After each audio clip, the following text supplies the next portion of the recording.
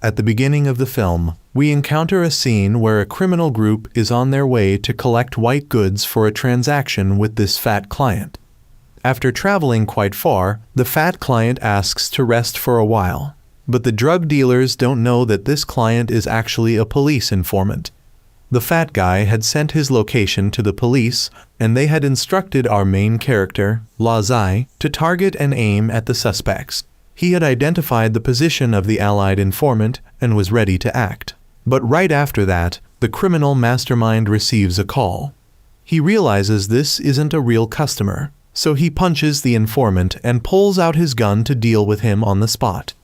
The police team immediately takes action, not understanding how their informant was exposed, while Lazai quickly shoots the mastermind to save the informant. He fires several more shots to take care of the henchman. One tries to hide behind a tree, but he shoots through it and kills him. With only the mastermind remaining, he takes the police informant hostage and threatens them. They then escape, and the police's signal suddenly disappears. Lazai later arrives at the last location where the informant's signal was detected, and his team leader, Captain Wang, along with the entire team, also arrives. They notice that the informant had left a fan pointing in the direction where the criminals might have fled. Captain Wang asks the forest guard if there's a possibility the criminals could be hiding under the water pond, but the likelihood is very low, as almost every year dead bodies are retrieved from there. Local people and animals avoid this area, with locals calling it the man-eating pond. Although they don't really believe in these superstitions, while they don't fully trust the forest guard's words, they ask for his understanding as they need to approach the pond for their work. They won't force him to follow, so he can leave. Knowing he can't persuade them further, the old man leaves. After marching for a while, Lazai suddenly sees a strange image in his mind. When his teammates ask if he's okay, he thinks something just got in his eye. They later find a passage behind a waterfall, and Captain Wang asks them to carry only the lightest equipment to proceed. Going quite deep inside, they discover a dried corpse by the path. Upon examination, the corpse's hands are positioned as if in prayer, but they can't find any other path. Suddenly, Lazai removes his glasses and is surprised when the cave suddenly lights up and many face-like shapes appear. His eyes glow, and the ground begins to crack. A demon-faced statue appears right in front of Lazai. He approaches to touch it while everyone around still doesn't understand what's happening. As soon as he puts his hand into the statue's eye, he unexpectedly causes the entire cave to shake, but then a door opens. Inside is the criminal's warehouse, but when they check, they're all surprised to find the boxes completely empty. Suddenly, the informant runs out and tells them to flee because there's a monster inside. The mastermind also runs out, throws away his weapon, and begs them to arrest him, as long as they get him out of there. Before they can understand what's happening, the door suddenly closes. The fat guy blames the mastermind for choosing this cursed place to hide the goods. Captain Wang asks him if there's another way out, but he believes they'll all die here because there's a fierce monster inside. Captain Wang decides to go in to check the situation, but the fat guy says he won't go back in there again. However, since he knows the situation inside better than anyone else, Captain Wang needs him to come along. Besides, this is their job, so the fat guy shouldn't forget what his position is.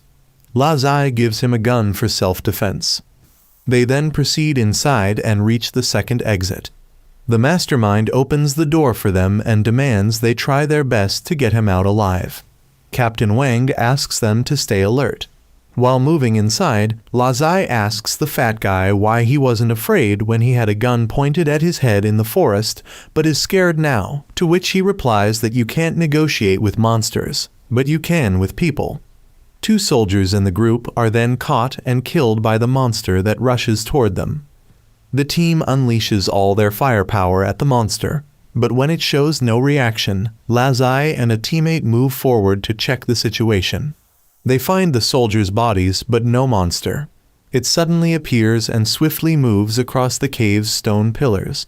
Lazai is attacked but manages to throw both the monster and his gun away. His teammate, instead of running, stands hopelessly shooting until the monster catches and devours him. Lazai quickly retrieves his gun and fires at the monster, but it's unharmed. He then aims for its head, continuously firing at one spot until he finally creates a hole, causing the monster to dissolve into small black beads.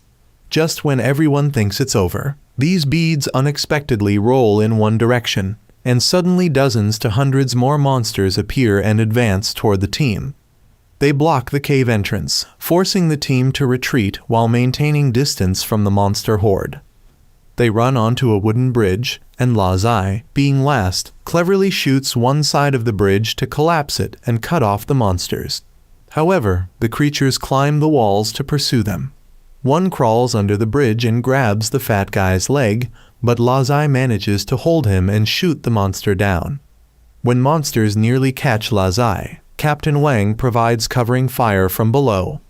Lazai decides to shoot down the entire bridge and throws the fat guy to grab onto the bridge rope to slide down.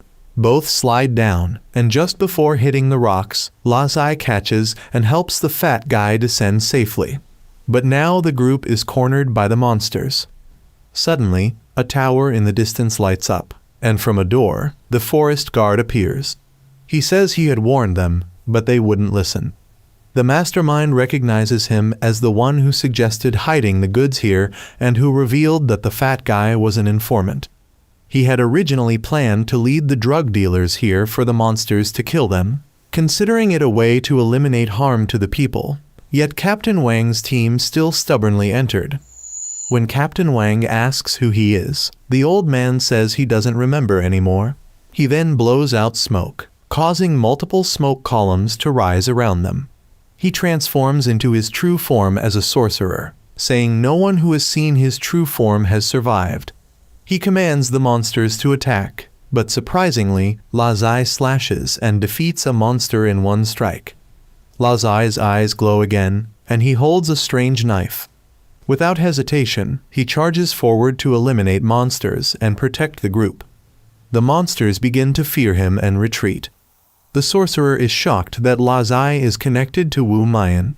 When Lazai says he doesn't know who Wu Mayan is, the sorcerer explains that person is the owner of the knife Lazai is holding, but it doesn't matter as no one will leave alive. The sorcerer summons 2 water columns to drown them, but suddenly his magic is instantly broken by a barrier. A man then flies down from the cave ceiling. The sorcerer is shocked to see it's Wu Mayan, who notes the old man's boldness in daring to speak his real name. After landing, Wu Mayan gives him 2 choices, suicide or execution. The sorcerer claims he's been practicing cultivation and summons stone pillars. The mastermind falls from height and dies, while the fat guy and Captain Wang are being lifted up. Wu Mayan waves his hand, making the stones vanish. He approaches, dodges the sorcerer's attack in one step, knocks away his staff, and points a gun at his head. The sorcerer begs for mercy, admitting his past mistake of stealing Wu Mayan's elixir. But Wu Mayan holds grudges, so the sorcerer offers another condition. He had shared half of Wu Mayan's elixir with someone else, and if he dies, Wu Mayan won't know who it is. Wu Mayan gives him one chance to reveal his accomplice. The sorcerer reveals it was his nephew. Wu Mayan then tells Lazai to take his gun and kill the sorcerer. The sorcerer accuses Wu Mayan of breaking his word, but Wu Mayan clarifies he only said he wouldn't kill him, not that he wouldn't let someone else do it. He immediately rushed to grab Lazai's knife and slashed Captain Wang's leg, then used him to threaten Wu Mayan. However, Wu Mayan asked if he remembered whose knife he was holding. He was then thrown off, and the gun was handed to Lazai to finish the job. While Lazai hesitated, the man tried to fight back, forcing him to shoot. Wu Mayan then approached and used the knife to destroy the tower that the sorcerer had built. After the tower collapsed, surprisingly, Wu Mayan held a golden skull in his hand. The evil energy from the sorcerer suddenly flew into Lazai's body, causing him to lose consciousness. He hazily saw a plane coming to pick them up, and later saw the fat guy carrying him out of the cave. In his dream, Lazai saw something about him being sealed in the past. When he woke up, he found himself in a hospital bed. Seeing a knife nearby, he grabbed it. While walking around, he discovered someone nearby and approached with the knife. But it was just the fat guy looking for something. He wanted Lazai to calm down and revealed that he had been unconscious for 3 days. When Lazai tried to open the door, the fat guy mentioned he had been trying to open it for 3 days without success. Suddenly, someone opened the door, so both of them hid, and Lazai attacked the person entering. However, this girl managed to take his knife and counterattacked. When Lazai grabbed a curtain to block her vision, she cut it in half, commenting that for a special forces soldier like Lazai, he couldn't even hold a knife properly. A man approached and asked the girl, named Bai Lu, not to be so agitated and to return the sword. This man was Wen Ming. Wen Ming explained they were being held for health checks. Since there were no issues, the fat guy wanted to leave, but Bai Lu stated that the Min Dio Bureau wasn't a place they could come and go as they pleased. Wen Ming asked them to follow him as the bureau chief was waiting. On the way, Wen Ming explained that the Min Dio Bureau was responsible for handling cases that ordinary people couldn't solve, such as their recent incident at the lake. Wen Ming then took them to a villa on the mountain. Upon entering, he immediately led them to the bureau chief's room. The fat guy thought the bureau chief must be impressive to have his own chef, but Wen Ming corrected him, explaining that this was Gao Liang, their bureau chief. The chief invited both of them to eat and informed them that they would become investigation officers of the Min Dio Bureau. Wen Ming wanted the chief to assign them to his Department 1, as Department 2 had always taken the good staff. But the chief questioned why he was rushing when they hadn't even signed contracts yet. The fat guy refused, saying he had no talent for this work, and Lazai felt he was better suited for military service. The chief didn't want to force them, saying the job needed mutual agreement, but they couldn't return to their original units as they had already signed military transfer papers. Although they hadn't personally signed these papers, the fat guy told Lazai that the chief had blocked their retreat from the beginning. With no other options except becoming police officers or security guards, they might as well take this job.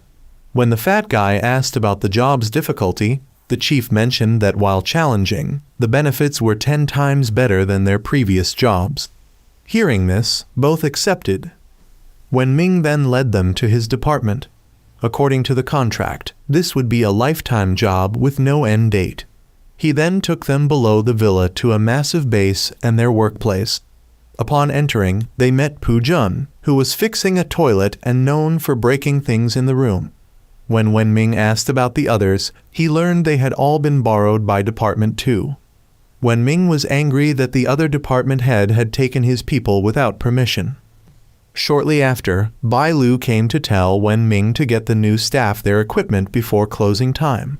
She led them to meet her department head, Mr. Wu, who gave them each a bracelet. These bracelets served as access passes to the bureau, communication devices, and locators. More importantly, they could sense the wearer's life status, allowing the bureau to know if they were in trouble. Bai Lu then brought equipment for both of them, which included a gun and a baton. They would have a 3-month probation period before taking the assessment to become official employees. She would be the supervisor for both of them. Meanwhile, the bureau chief had met with Wu Mian again. He had kept Lazai for him. When Wu Mian asked why he also kept the fat guy, the chief said he had his own eye for talent. He mentioned that Lazai had absorbed the old wizard's power, so there might be issues in the future, but Wu Mian was confident he could handle any problems that might arise. Wu Mian brought back images of 2 totems he found for the bureau chief. These totems were quite similar and belonged to 2 kingdoms that had disappeared in a desert. At this time, Bai Lu had taken the fat guy and Lazai to the library and asked them to read as many books as possible because there would be a test. The fat guy wanted Lazai to read for him and let him copy during the test, but Lazai hadn't even finished school before joining the army, so he might not understand any of it. Bai Lu advised both to read extensively as it would help them adapt faster to their work here. There were a total of 6 investigation departments here. Their Department 1 was for general investigation and used to be the largest until a traitor appeared and caused Department 1's authority to decline. Now Department 2 was the core of the bureau. Only department heads were allowed to know about the traitor incident. Department 3 worked overseas year-round, so they were rarely at the bureau. Department 4 specialized in survey work. Her Department 5 was responsible for gathering information and providing equipment. Department 6 handled tasks that Department 5 couldn't do, but she specifically warned them not to offend the head of Department 6. She then led them inside, where they saw a group of people passing by. This group was from Department 2, and the person in the middle was Department 2 head named Qiu Bulao. Director Qiu and Wen Ming wondered why the other party was here. Bai Lu explained that for this case, the bureau chief wanted Departments 1 and 2 to work together, but both department heads disliked working with each other. Director Qiu thought it was normal for him to arbitrarily borrow people from Wen Ming since Department 1 hadn't solved many cases in the past year. With the previous betrayal incident, Department 1 had lost even more influence. Director Qiu also advised Wen Ming to resign soon. Department 2 was now rising to the top of the bureau due to their higher case-solving rate, and people were saying that if the bureau chief retired, Director Qiu would take over. The fat guy wanted to skip this case, but Wen Ming made him go to avoid rumors that he couldn't control his staff as a boss. When departing, the bureau chief informed that their mission this time was to investigate an ancient ruin under the desert. Previous investigation showed this ruin was related to a legendary ancient country. A 5-person archaeological team had entered the ruin but never returned. A rescue team had also gone in but hadn't come out yet, so their Mindio Bureau was deployed to handle it. Since their priority mission was to rescue the people trapped under the ruin, they needed to act quickly before those below ran out of supplies. Wen Ming warned Director Qiu beforehand not to think about ordering his people around. Lazai and the fat guy asked Pujun about why the 2 department heads hated each other, but he was too afraid of heights to answer. Shortly after, they arrived at the location. After landing, Director Qiu had people line up neatly to move. When meeting the person in charge there, Director Qiu requested them to keep people away to avoid interference. Wen Ming, true to his name, went forward to shake hands and greet. Wu Mian was also nearby observing the situation. After examining the information left by the archaeological team, they had a general understanding of the ruined structure. Director Qiu then wanted Bai Lu to control people up here and not let anyone go down to interfere with him. If by tomorrow morning he hadn't led people back, Wen Ming would command the remaining people. Wen Ming then also called Bai Lu to arrange signal coverage so Director Qiu wouldn't be buried down there. That night, the fat guy wondered to Lazai why there was still no news from Department 2's people. Lazai believed that the department head wasn't someone without capability, so a coward like him shouldn't worry too much. The fat guy mentioned that they had both been through life and death situations before. However, he wondered if they would really have to live like this from now on. But thinking too much was pointless, so both went to sleep early. At midnight, Lazai suddenly saw a herd of goats passing by nearby. He followed one goat, and the fat guy, discovering Lazai's midnight departure, grabbed his coat and followed. Bai Lu also noticed both leaving their tents. The fat guy caught up to Lazai and asked what he was doing out here at midnight. When Lazai mentioned the goat, the fat guy didn't believe him since there shouldn't be goats in the desert. Lazai then couldn't see the goat anymore and thought maybe he was seeing things. As they were about to leave, they suddenly fell through quicksand. Lazai tried to grab protruding rocks, but they crumbled, causing him to fall below. Lazai luckily dodged a falling rock and discovered a goat skeleton nearby. He then ran to the fat guy to wake him up. When calling didn't work, Lazai slapped him hard to wake him. The fat guy asked if Lazai could climb up, but Lazai was helpless as the place was too weathered and the rocks were too loose to bear weight. The fat guy tried to call for help, but there was no signal, so they had to give up. Lazai suddenly saw a creature standing on the fat guy's head and pointed his gun at it, asking him to stay still. The fat guy couldn't see this creature, so asked Lazai not to shoot, but the creature lunged forward, climbed onto Lazai, and bit his hand. It then took the gun and pointed it at both of them. Lazai signaled and hid with the fat guy behind a rock, but the creature didn't know how to use the gun. Suddenly, a stick flew down, causing it to drop the gun. The gun fired a few shots while the creature escaped through a nearby small tunnel. Bai Lu then appeared and said she had been assigned to watch over them.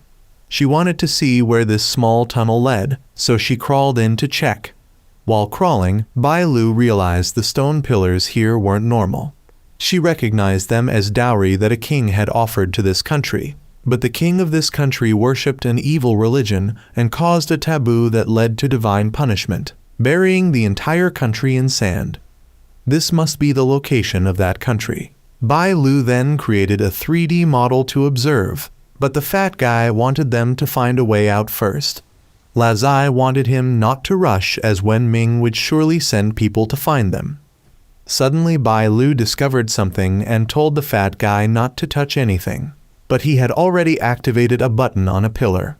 The ceiling began to shake and was about to collapse, forcing Lazai to rush and push both of them away. The next morning, when Wen Ming came to the tent looking for Lazai, both were gone. Bai Lu was also missing, so Wen Ming had to have people investigate the surroundings. Meanwhile, Lazai's group was still safe under the ruins, but Bai Lu didn't understand why the bureau chief let both participate in this case when neither had reached the level of a regular investigator. She called them troublemakers with a very annoyed attitude. However, Lazai then realized if they stayed here waiting, they would run out of oxygen to breathe, so he asked the fat guy to help move these stone pillars. Although he was still afraid of meddling again, they would die if they didn't act, so both pushed a stone pillar away, revealing a pole cord underneath. Lazai took a risk and pulled it, opening a passage in the floor. Lazai then noticed this place was about to collapse, so he told both to jump down first while he held the cord to keep the door open. He waited for both to go first before jumping down the slide himself. Lazai saw the creature from last night, but it disappeared when they exited the slide.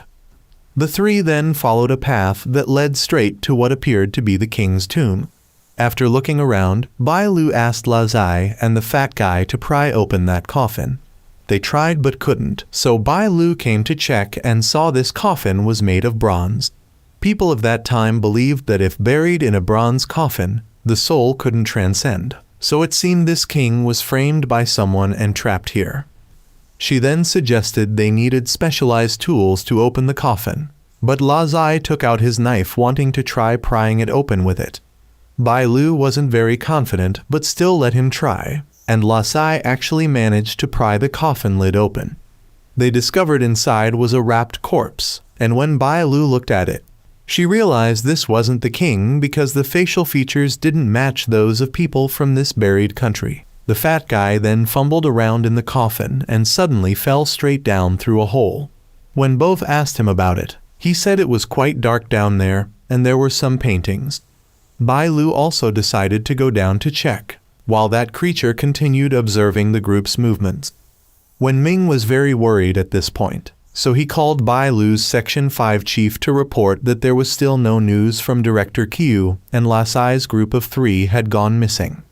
Wu Mian, sitting nearby, overheard this, and when the Section 5 chief said he would report to the bureau chief, Wu Mian began to take action. Meanwhile, Lazai's group had actually reached the king's tomb. The paintings there told a story. The king of this country had a daughter whom he deeply cherished. The princess fell in love with a young man from a neighboring country, so the king reluctantly married her off. However, not long after, the princess died at the hands of her husband's family, who then led an army to attack her home country. The king had to use forbidden magic to create a black tornado and perish together with his enemies. So it seemed this coffin belonged to the king, while the coffin above was for the person who killed the princess. The king, hating that person, buried them in a bronze coffin. They then noticed that the king in the paintings always had a blue face, except in the painting where he was holding a lamp and bowing, where there was no blue color. The king's blue color must have been caused by the evil religion he believed in. Suddenly, they discovered a lamp appearing on the king's coffin that wasn't there before, and in the recent painting, the lamp in the king's hand had disappeared. As Lazai was about to act, he suddenly fainted. He then discovered the lamp releasing blue smoke, and that smoke suddenly transformed into the king. He wanted revenge for his daughter. Lazai and the fat guy fired their guns, but it had no effect, so Bai Lu rushed forward and used his baton to strike him away. Just when they thought it was over, the king suddenly stabbed Bai Lu. The king then slashed at the fat guy's neck and continued fighting with Lazai. Lazai held his knife and dodged the king's attacks to circle behind and attack him, but all his strikes were useless. Meanwhile, Bai Lu and the fat guy were safe. Wu Mayan had found them and informed them that Lazai was experiencing high-level hallucinations. He had been unconscious for nearly an hour, and Bai Lu then told the fat guy that Wu Mayan was actually Section 6 chief. He informed them that although Lazai was experiencing hallucinations, all injuries received were real. Wu Mayan then decided to enter the hallucination himself to help Lazai. He walked into the hallucination and appeared before Lazai, throwing the king aside and telling Lazai to quickly extinguish the candle. When the king flew around to attack Wu Mayan, he was caught by him. Lazai then knocked away the lamp and woke up. Lazai later met with the fat guy and learned about Chief Wu. The chief criticized Lazai's poor skills, while Lazai remembered a way they could escape from there. Meanwhile, Pu Jun had informed the bureau chief that Wen Ming had also gone down to the relic, and they had temporarily obtained a map of the underground relic from signals that Bai Lu had fortunately sent back. The bureau chief ordered Pu Jun to have people cordon off the area based on the map and begin excavation.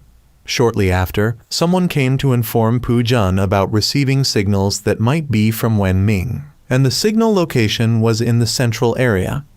Lazai then told the group about the hidden passage he saw when the king turned to smoke and escaped.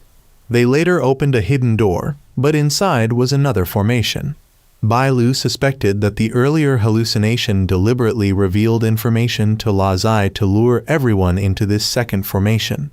Wu Mayan revealed this was the 9 deaths 1 life formation, where among all paths only one led to survival while the other 9 led to death, and looking at it there seemed to be no pattern, so perhaps even the person who set up the formation didn't know which was the correct path. Wu Mayan said they had no way to solve the formation, so he told the fat guy to just choose a path randomly. The fat guy hesitated to choose, so Wu Mayan still insisted he pick one, so he chose the middle path to go. As they walked a distance, the path behind them started crumbling. The fat guy got scared and said if they died, don't blame him but blame Wu Mayan for making him choose that path. But the path they were on remained safe and nothing happened. After a while, their path suddenly crumbled as well, causing them all to fall down. However, they ended up falling into a forest, and everyone was safe. Wu Mayan was also amazed that someone could create a 3-layer hallucination like this.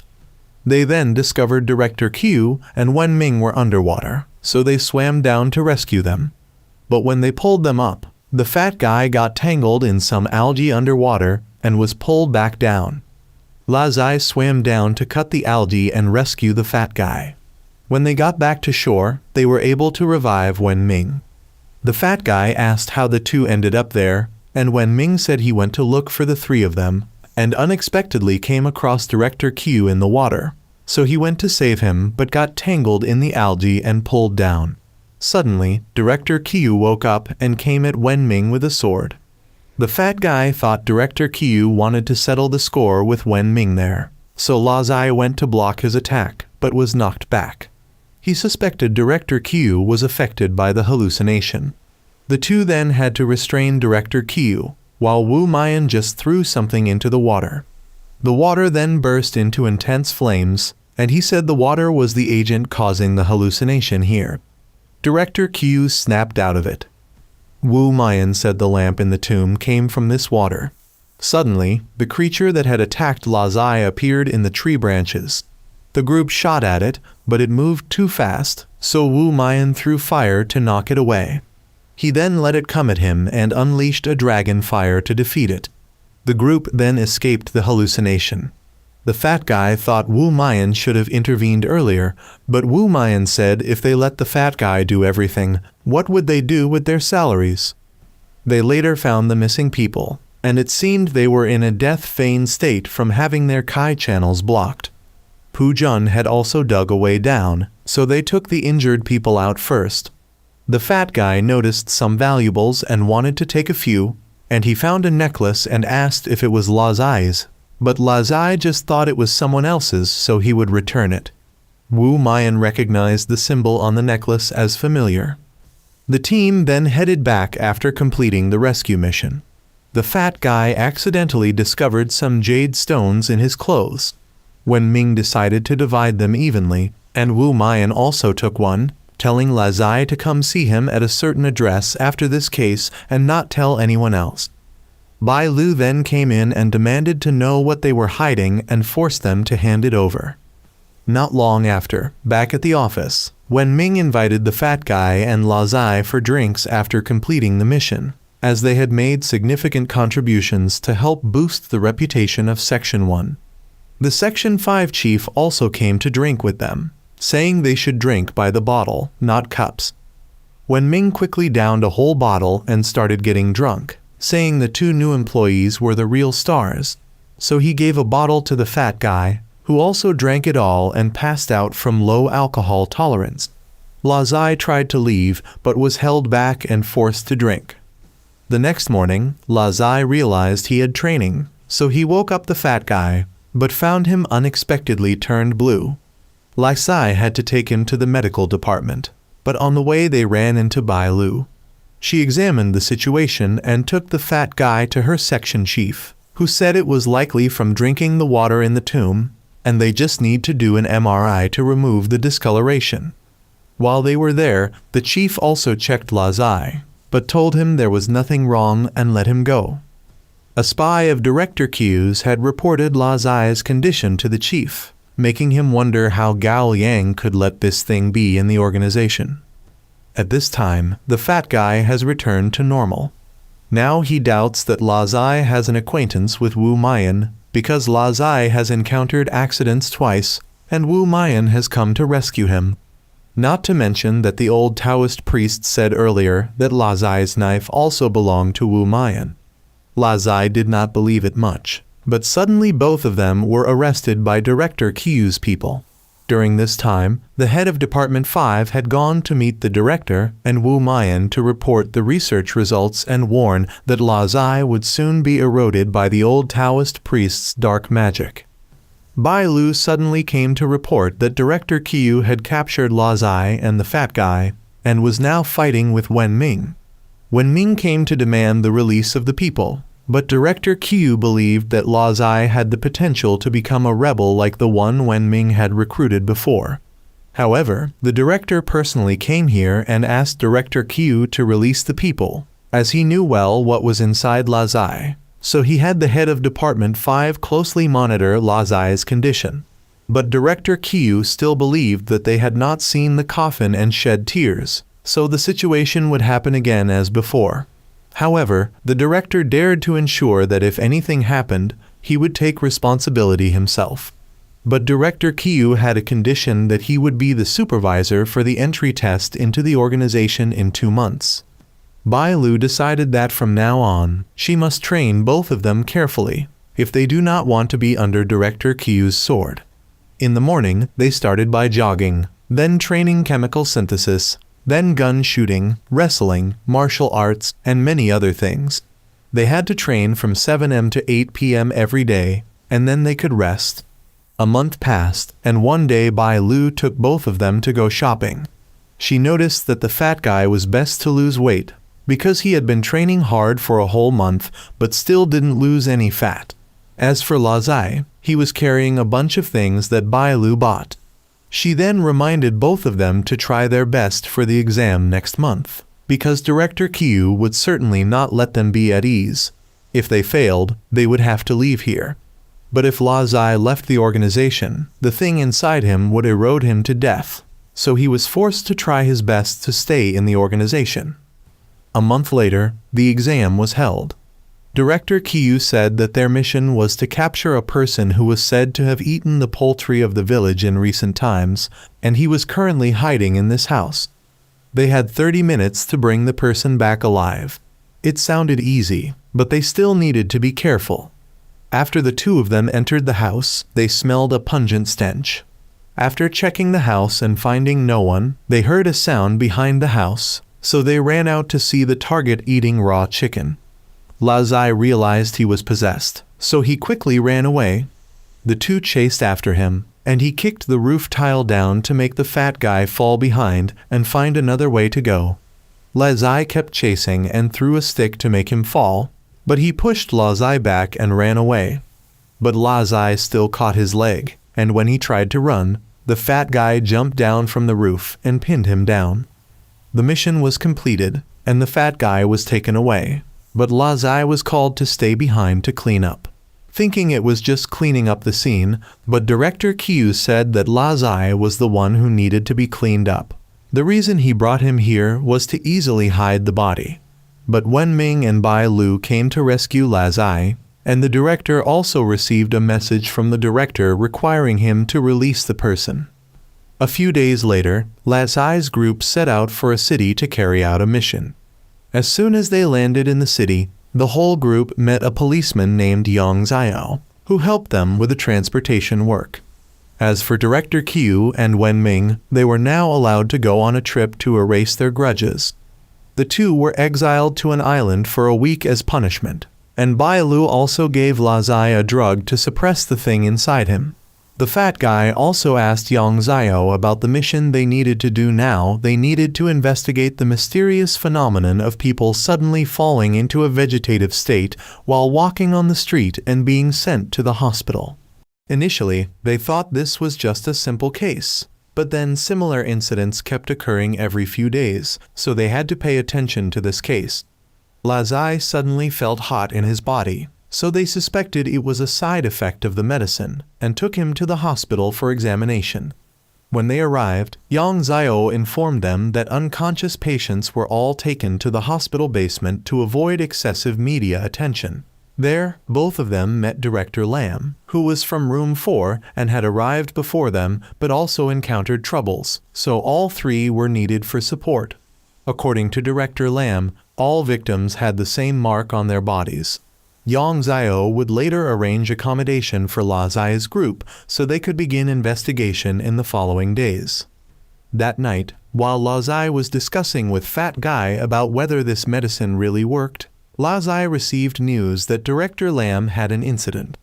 They later rushed to the hospital and met Bai Lu, who informed them that Director Lam was found unconscious on a chair and was hospitalized. They met Yang Xiao, who was bringing food to his wife. According to the nurse, Yang Xiao's wife had an accident a year ago. Their child died and his wife was paralyzed from the waist down. His wife had attempted suicide multiple times but was prevented by Yang Xiao, only to remain in a coma all this time. Yang Xiao had also incurred a large debt from caring for his wife.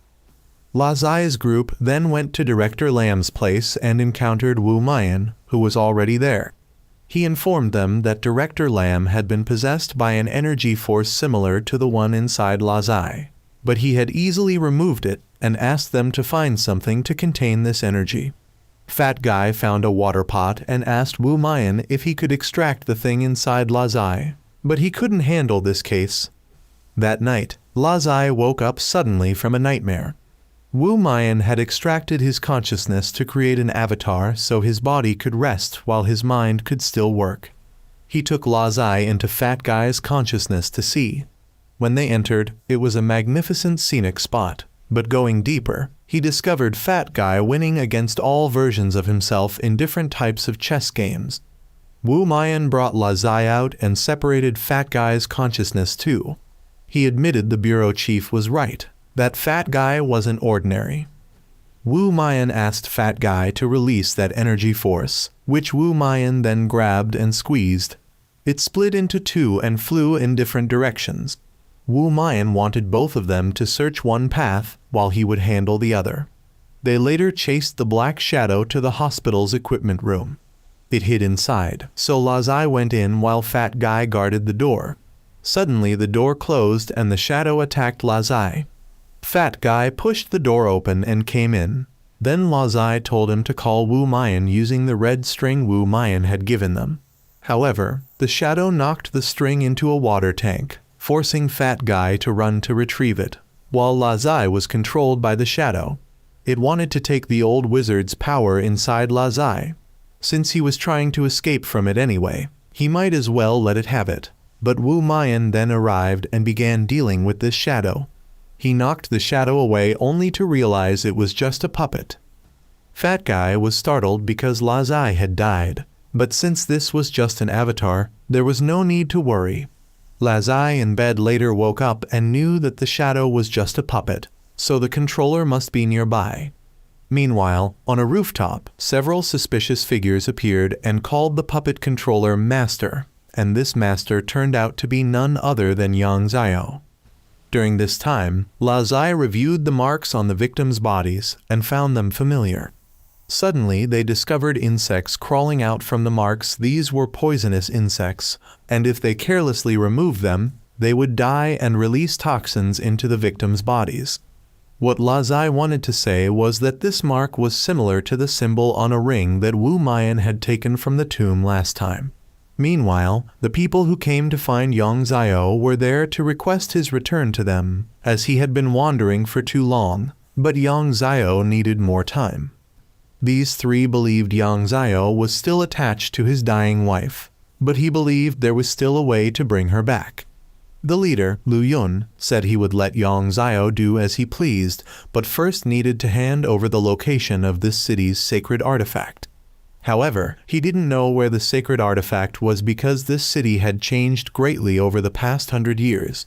But Lu Yun claimed he wasn't easily fooled and would try to find it to show Yang Zio. Yang Zio then went to find Laxai's group. Bai Lu had given him the investigation files, so he asked Lazai to come to the station with him to handle some procedures. As soon as they left the hospital, Lu Yun pursued them by car from behind. Meanwhile, Bai Lu and Fat Guy decided to sneak into Yang Zio's wife's room to see if she could be treated with the Bureau's technology. However, Fat Guy then discovered some green jade pieces under the bed. These were the ones he had picked up from the buried kingdom. Yang Zio must have been there, and since Lazai saw the symbol on the victims' bodies matching the one on the necklace from that kingdom, everything must be connected. Bai Lu then called the director to inquire, and he cross-referenced information to discover Yang Zio was the leader of an evil cult. However, they couldn't make any sudden moves for now. Yet, when hearing that Lazai had gone with Yang Zio, the director became worried because the bureau chief had already handled all the procedures, so there was no need for anything else.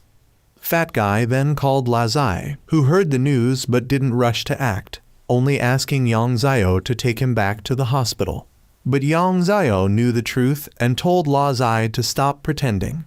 He then threw Lazai out and revealed he was one of the group Lazai had rescued from the tomb before.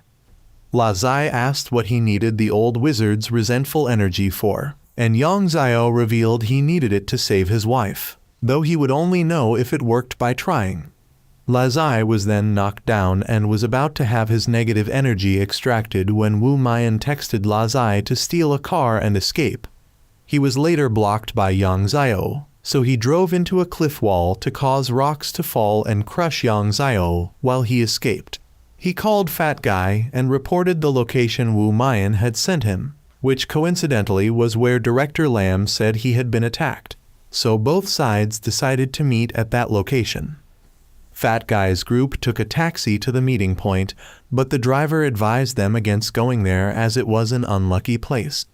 20 years ago, a construction accident had killed 3 workers there, And after the building was completed, accidents kept happening to residents, so it had been abandoned for many years.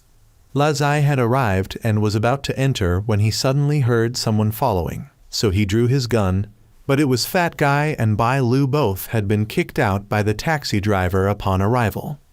Meanwhile, Yang Zio had escaped from the rubble and met Lu Yun again, who said he had found the sacred artifact's location and would no longer bother Yang Zio. But upon leaving, he sent people to the hospital. Lazai's group had entered the unlucky high-rise. As soon as Lazai stepped into the elevator, he saw crying visions of people who had died from elevator falls. The group then went upstairs to investigate.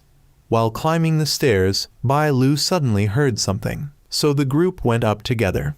Upon rushing up, the entire floor was empty, but suddenly crazed figures emerged from the darkness. Not knowing if they were human or ghost, they had to run. But running upstairs, they were blocked by others. They soon surrounded all three, so Bai Lu attacked first. When they realized these were puppets, Fat Guy and Lazai drew their guns and shot. But as soon as they dealt with them, they returned to normal. Suddenly Wu Mayan flew up and used magic to eliminate all the puppets. He told them to go to the basement, not upstairs. Once in the basement, there was a jade piece, and Wu Mayan asked all three to help him clean around it. At this time, Yang Zio was very angry because Lu Yun had used his wife as a hostage to force him to take the sacred object from Wu Mayan, and everyone knew about Wu Mayan's power. Yang Zio then returned home for a visit to reminisce about memories with his wife. Lu Yun later called to announce that if he didn't have the sacred object by tomorrow evening, Yang Zio would never see his wife again. The next morning, Lazai's group went to Yang Zio's wife's hospital room, but they were one step too late. Wu Mayan had given the bag to Lazai and informed them that the sacred object was inside, and Yang Zio had learned about this, so he waited outside the hospital to follow Lazai. After Bai Lu left first, Yang Zio immediately approached and rammed into Lazai to steal the bag. Yang Zio managed to escape and even shook off Lazai, but he was caught by Wu Mayan. Yang Zio believed this thing originally belonged to him, so he was just taking it back. But Wu Mayan also wanted to reclaim what belonged to him. Yang Zio knew he was referring to the half-pill that the old sorcerer had stolen from Wu Mayan. Yang Zio didn't keep that half the old man had just used Yang Zio as a shield. When Yang Zio wanted to leave, he was blocked by Lazai and the Fat Guy, but Yang Zio still maintained that the case of people continuously falling into comas in this city had nothing to do with him. He then injected a needle into his arm to draw blood and teleported away. Wu Mayan let Yang Zio go because that spell cost half of one's vital energy. It seemed Yang Zio wasn't the mastermind in this case, there was someone else. Yang Zio then went to Lu Yun's place to demand his wife back. But Lu Yun wanted Yang Zio to hand over the item first. If he wouldn't hand it over, neither would Lu Yun, because he knew Yang Zio was the one under time pressure. After Yang Zio handed over the sacred object, Lu Yun betrayed him and ordered his men to deal with Yang Zio. He tried to resist, but trading half his vital energy to escape earlier had come at a great cost. Yang Zio went to his wife's location. But Lu Yun approached and struck him with a blow, revealing that his wife had died when he brought her there. While Yang Zio was devastated by his wife's death, Lu Yun further revealed that his wife's accident was also his doing, which enraged Yang Zio to fight back. He claimed that a sect leader like Yang Zio abandoned his sect for a woman, so he had to eliminate what made Yang Zio weak. Yang Zio was pinned to the ground and was about to join his wife in the other world when Lazai's group and Wu Mayan arrived. Wu Mayan wanted both staff members to handle Lu Yun's subordinates while he checked on Yang Zio's wife's condition. Yang Zio wanted Wu Mayan to stay away from his wife, but Wu Mayan suggested Yang Zio should worry about himself first. Wu Mayan then took out Yang Zio's wife's soul and let her flow along the river. Yang Zio admitted he had made a mistake in accepting Lu Yun into the sect, but Lu Yun claimed Yang Zio's mistake was leaving the sect to follow a woman. Both had been seriously wounded by each other, so Yang Zio threw needles to make the iron container on the ceiling fall. When on the ground, Yang Zio was about to finish off Lu Yun, but La Sai's group stopped him because if Lu Yun died, the people in the hospital would die too. Yang Zio didn't care, but Lu Yun still gloated that if there were people paving his way, his death would be worth it. Bai Lu called to report that people in the hospital had started to act like zombies, so Wu Mayan told them both to return while he would handle things here. Lexai's group returned to Bai Lu to prevent the people inside from escaping the hospital. Meanwhile, Wu Mayan gave Lu Yun a beating and then put a centipede in his mouth. Saying he didn't like conditions and wasn't patient, either Lu Yun would remove the poison worms, or he would make him suffer worse than death. While La Sai's group was struggling with the patients, suddenly the poison worms were removed, but Bai Lu still wanted them to capture and deal with all the poison worms before they escaped outside. Although the poison worms were eliminated, Wu Mayan didn't immediately let Lu Yun go, but would take him back to the bureau for investigation. He then asked Yang Zio what he planned to do now since he still had a way to help Yang Zio meet his wife again. But before he could ask, Wu Mayan knocked him unconscious. When he woke up, Yang Zio was in the hospital and received a letter that Wu Mayan had left for him. After reading it, Yang Zio was shocked and then heard a child's voice. This child was the reincarnation of Yang Zio's wife, so now he could start over with her, but it would be after almost 20 years. The next day, La Sai's group returned to headquarters, and the fat guy asked Bai Lu about whether they get vacation time from work. She explained that after each mission, they are given a certain number of days off based on the difficulty level of the completed mission. The highest is Z-level missions, after which they can take as many days off as they want. They had completed 2 B-level missions, so they would get 6 days off. They then surprisingly heard news that a new employee had been recruited to Wu Mayan's room 6. The fat guy was surprised because Wu Mayan had never recruited anyone before. He went to check and was shocked to find that the employee was Yang Zio. He would now be their colleague, and La Zai pulled the fat guy away, saying they couldn't understand Wu Mayan's wishes. Meanwhile, at a mountain temple, monks were hurriedly preparing the temple for a wedding. The abbot believed that if foreign priests could do this, Buddhist monks certainly could too. The abbot demanded his disciples fix everything according to his wishes. Suddenly, a disciple burst into flames after touching a broken incense stick, so he quickly threw him into a water vat to extinguish the fire. He then discovered someone outside the temple gates. He recognized this person, so that night, he called the bureau chief to report that someone they thought was dead was actually still alive. The next morning, La Zai went to visit his old comrade's grave and met Captain Wang there. He wanted La Zai to never forget his duties as a soldier. Right after Captain Wang left, Bai Lu suddenly came to find La Zai and asked him to stop his vacation for an urgent mission. The fat guy was now driving Yang Zio to do the mission together. They both picked up La Zai and Bai Lu and together went to the mountain temple. La Zai saw the temple had become a wedding venue and knew the old abbot was up to something. He not only knew this place, but had lived there since childhood. Bai Lu then knocked on the door to call someone to open it, and this person accidentally recognized that La Zai had returned. Meanwhile, the person the bureau chief was worried about was now at the base and began investigating La Zai's group. He knew the whole group had gone to the temple, and knew the bureau chief had indeed acted very quickly. He then went to the experimental samples he created to activate them. He wanted to see how Gao Liang would continue being bureau chief when each staff member was lost. He had waited a long time for this moment, and was determined to carry it out. The monk then told La Zai that the abbot regretted losing a talent like him. La Zai thought he regretted not torturing him for a few more days. They then met the abbot, who was very happy that La Zai had returned. He had been intentionally strict years ago, hoping La Zai would one day join the Min Dao Bureau to work, but now La Zai didn't want to accept him as his teacher, making him feel La Zai was still the same as before. He then invited the others to stay overnight. But the bureau chief said they were here to take the abbot away because it wasn't safe here anymore. However, the abbot felt he didn't want to trouble the Mindayo Bureau, so he would still choose to stay.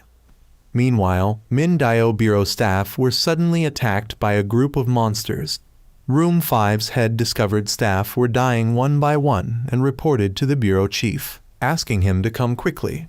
The bureau chief discovered their system had been hacked, exposing all staff. Director Q called, but he ignored it and issued a warning requiring all staff to discard their identity bracelets.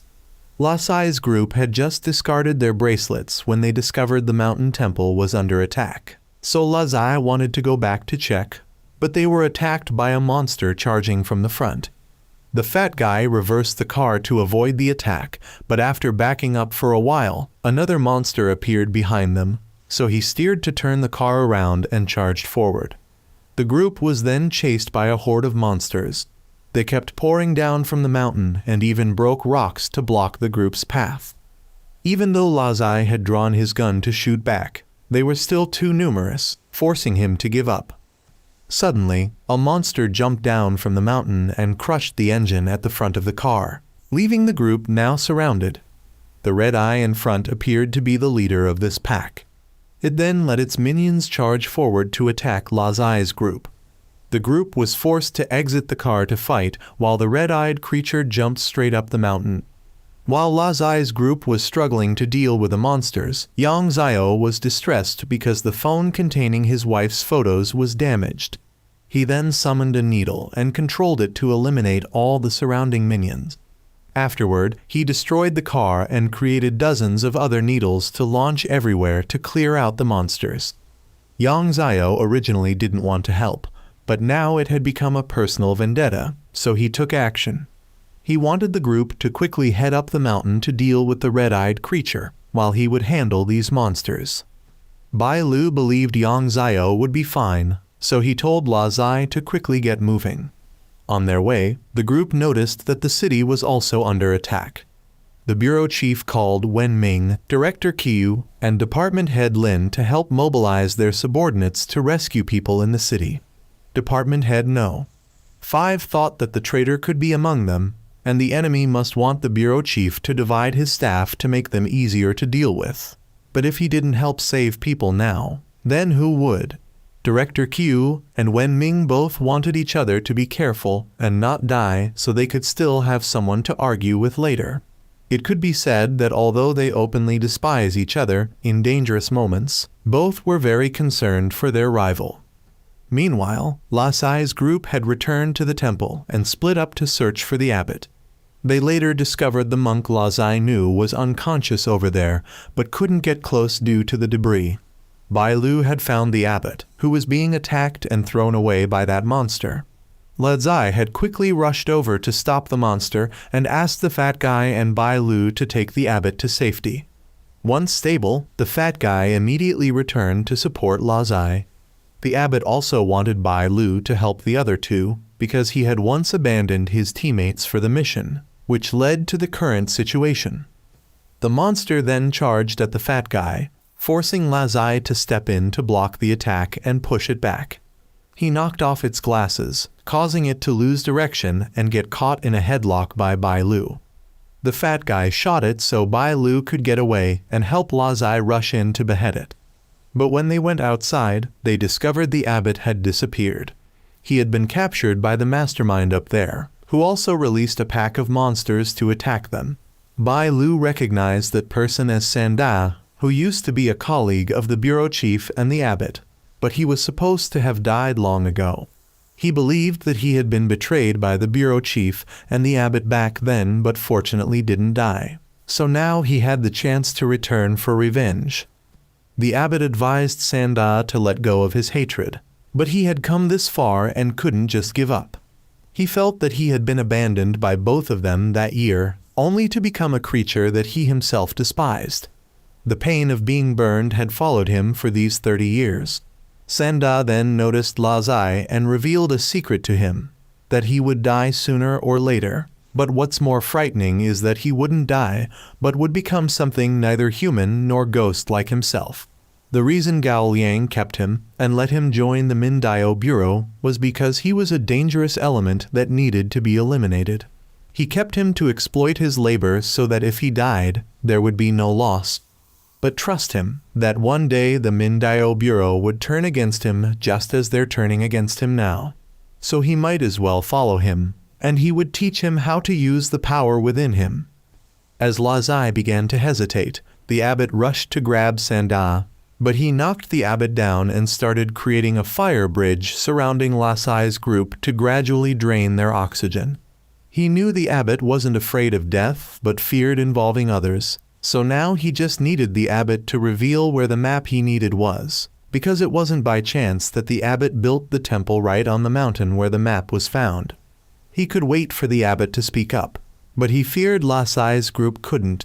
The abbot finally compromised, so Sanda spared Lazai's group. He led Sanda to the Buddha statue, and the abbot had to use his face to unlock and reveal a tunnel beneath the temple. Sanda promised that after finishing his business, he would send Gao Liang down with the abbot. Lazai then tried to follow despite the abbot's attempts to stop him. Meanwhile, Mindaio Bureau's people had started fighting back against the monster horde, but Department Head Lin unexpectedly discovered Director Qiu in a small alley with a blood-stained sword. Back at the temple, as Bai Lu tried to run to help the abbot, Yang Zio arrived. He asked where Lazai was and was told he had gone down below, and that Lazai's condition might not last long. Lazai had now confronted Sanda, who revealed that the map was originally his but was stolen by Gao Liang. He was simply reclaiming what belonged to him. He also offered Lazai a chance to join his side and utilize the power within him, but Lazai refused to follow a murderous arsonist. Seeing that he was thoughtless, the old man decided to try stealing the power within him, but Yang Zio arrived just in time to help. He noticed that Yang Zio seemed to have also been brought to Mindaio Bureau by Gao Liang, but Yang Zio clarified that he joined voluntarily. Sanda didn't care and attacked Yang Zio anyway. When Yang Zio launched his needles, they were all burned up. Sanda landed a hit on Yang Zio, but he used puppets to dodge. He then sent multiple clones to attack Sanda, who destroyed them all and even blocked Yang Zio's sneak attack from behind. But seeing the fat guy running away with the map, he targeted him, forcing Yang Zio to block the attack. Unexpectedly, Lazai rushed in only to be burned by Sanda, and the dark power of the old sorcerer within Lazai suddenly awakened. The old man suggested that he should accept this power rather than reject it. Lazai lost control and frantically attacked Sanda. Sanda asked Lazai how it felt to become a monster like him, but Lazai had lost his rationality to respond. Sanda could only focus on Lazai while continuously dodging and blocking his attacks. But Lazai used his knife to launch an attack that blew Sanda off the mountain and straight into the river. Lazai then turned to attack the fat guy. Yang Zio stepped in to block but was thrown aside. Just as Lazai slashed at the map, he surprisingly unlocked some power that allowed him to regain his rationality and realize what he had done. The department heads were now overwhelmed by the numerous monsters showing no signs of decreasing. Unexpectedly, Wu Mayan created a formation covering the entire city and eliminated all the monsters. But Sanda suddenly rose from the lake with a giant body, emanating extreme heat. His flames burned everything nearby, but when the flames reached Wen Ming's group, Lazai rushed in to block the flames and charged forward. He swept past Wu Mayan and headed straight for Sanda. Lazai tried to get close to punch Sanda, but was knocked far away by his punch. Lazai then created many water tornadoes to submerge Sanda, but the abbot knew that wasn't enough. Sanda reached out to grab Lazai and told him his flames never extinguish, and he seemed intrigued by the power within him. He began absorbing the power from Lazai, which was exactly what Wu Mayan wanted. As soon as Sanda started absorbing, Wu Mayan rushed in to grab Sanda's head and pulled him out of that giant body. He revealed that he could have dealt with Sanda long ago, but deliberately waited to use him to extract all the evil Kai from Lazai. The old man still tried to attack Wu Mayan with that giant body, but Wu Mayan blocked it with just one hand and gave Sanda a bullet to the head. Lazai then fell into the water, and in his mind, Wu Mayan told Lazai to choose one side of a coin and gave him a choice. Many days later, Lazai suddenly left Min Dio Bureau, while the bureau chief and the abbot wanted Lazai to walk his own path. They later decided to have a drink together after many years apart. As for Lazai, he now possessed new power, his hair had turned white, and both his eyes glowed. The film will continue in the future, so we'll wait to see how powerful Lazai's new abilities will be. For now, goodbye.